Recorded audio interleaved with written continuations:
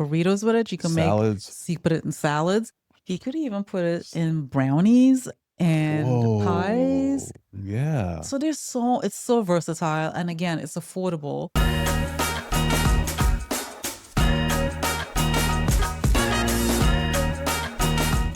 So, and you can find it anywhere, and you don't need to load it down with sugar for it to taste good. Yeah. Man, that is good. That's why you're the food queen. Because it's not a food problem itself. It just you gotta be creative of how you can use these foods. Because when people think, oh, sweet potato, oh, I don't hate sweet potatoes. No.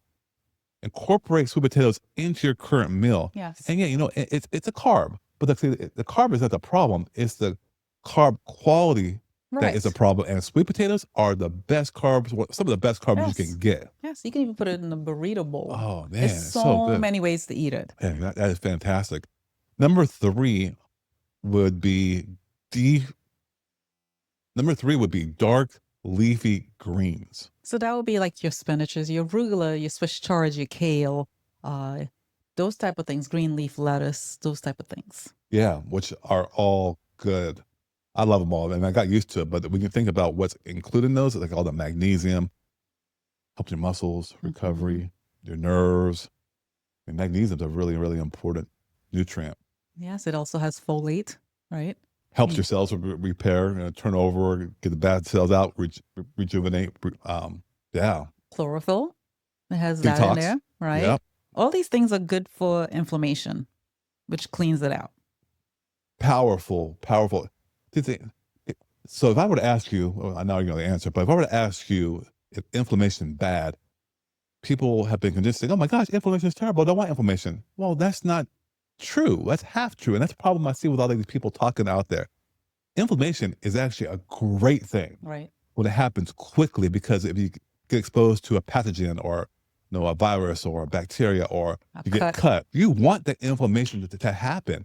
And I heard some stupid, maybe nice, a guy who's well known out there saying how the immune system is not located in the gut. Okay, but he's actually saying partial truth, but he's not telling the whole truth. 70% of the immune system is around the gut area. He's claiming it's all in the blood. Well, okay. Some of it is. It's in the blood. Well, you're right. Because if I have anything happening in my body, one of the main channels of transit is through the blood. So he's not telling a lie, but he's not telling the whole truth. Yeah. And so if I have less inflammation really quick, I want to be able to respond and kill real quickly. But now I have a lot of inflammation all in my blood, like you would say. Or everywhere in my gut.